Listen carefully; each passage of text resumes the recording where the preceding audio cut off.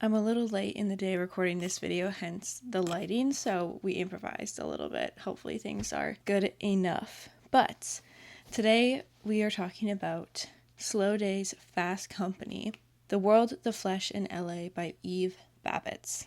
As you can tell, I kept on theme here with my little tabs and kept it pink. Honestly, it was something that really I enjoyed throughout the whole process of reading this, was just picking it up and seeing the cover.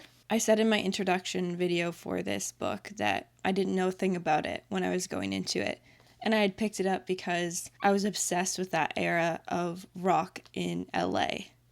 Little did I know, Eve Babbitt herself not too obsessed with that. So that was kind of funny as I was reading through it. I was just kind of giggling, but you definitely still get that stylistic 70s feel when you read this book. Something that I really enjoyed about this, once I understood what I was reading, was the way it's laid out. Each chapter of this book, I guess maybe you wouldn't really call it a chapter, they read like a journal entry from a different part and story of her life. And as I continued to read on and on in this book, it felt like I was watching an episode of TV for every section that I went through. And that was something that I really took a lot of joy out of.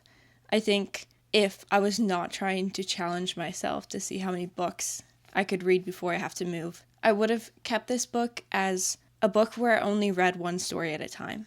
Because I feel like it'd be a really nice book to keep on your bedside table, pick it up, immerse yourself in her world with her friends and everyone that she met, and kind of consume it like it is a season of TV, because they are so separate as stories. I feel like I would have gotten more out of it if I slowed down to read it really, really intentionally, one story at a time. That all being said, this is the type of book that completely enthralls you into a space. Most good writing is descriptive and places you in an environment. But this writing in specific transforms your mind, and you don't feel like you're in her friend group. Yeah, it feels like you're reading her journal entries at the end of the night, but it also feels like you're just the fly on the wall for so many of these moments in her life. I'm the kind of person who really likes a full story, that you walk out of it with a new life lesson. I know that's not everyone's cup of tea, but I find that in every genre of books that I read, it's the one thing that carries throughout all of my favorites.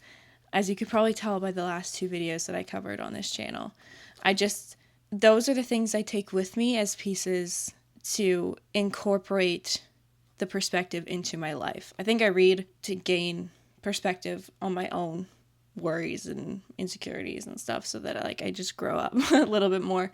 So this book was quite different for me because obviously they're very short little moments of her life where there is glimpses in here where she drops her little pieces of wisdom, but it's not the intention behind the book. So because of that, it wasn't one of my favorites I've read this year so far, but I did enjoy my whole time. I think what it did teach me is to take something new out of a book, and that's the stylistic writing and appreciation for the writing.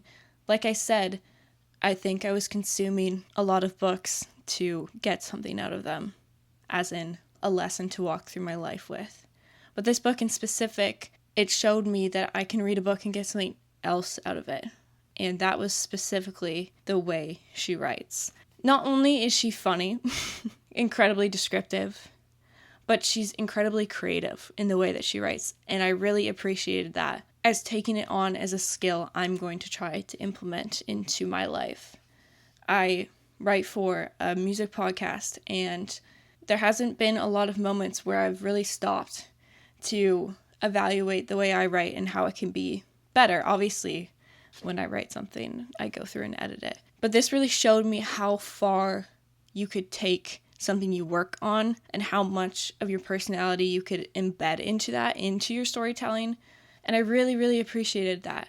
It built a very cool image of a girl that's still elusive to me. I still don't really know anything about Eve herself, but I like it that way. I think it's really interesting, and in time, obviously, I'll know more and more and more about her and the groups in which she involved herself in and all the people that inspired her into the way she wrote. But I will take her writing style into my writing style. I'm going to try and find a couple quotes to read out of that as an example for you.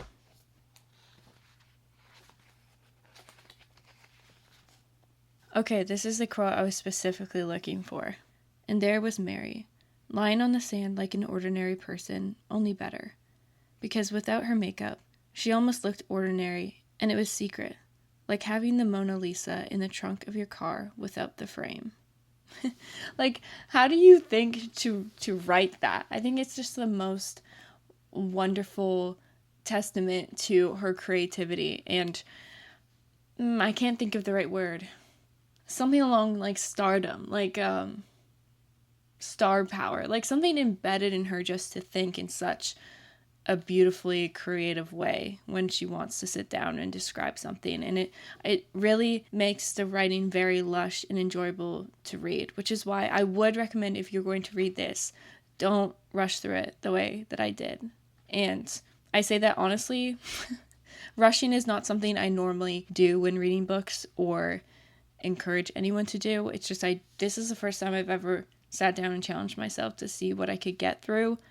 And I have so many books that I love in a month to read them. So that's why. But to do this justice, I would genuinely read one story at a time and take it very slowly. And just ponder that story after you read it rather than going to the next chapter and filling your brain with more stuff.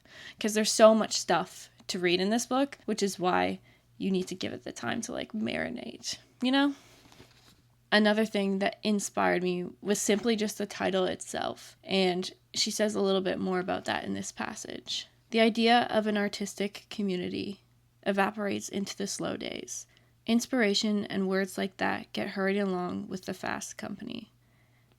Something about fast company, especially when you dive into a little bit more of when she specifically talks about that early on in this book. It's such a beautiful way, again, to describe an environment, not even an environment, to set a tone for us to have a better understanding of where her head is at in terms of what she's telling us.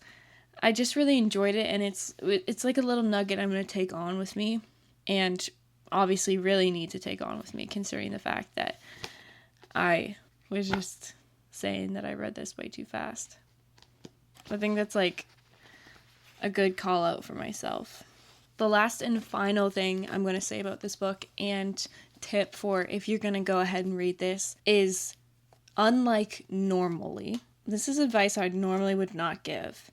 When you read this book, look up the things she talks about. And I don't mean like emotions, I mean like specific references to places in LA, places she likes to frequent, gardens, stuff like that, because she talks a lot about those things. And yes, she absolutely describes them, but there's something so lovely about it being a real story that if you can go and then see what she was seeing through getting an image of it, then all it did was enhance the story for me. Obviously, it's up to you, but I really liked it.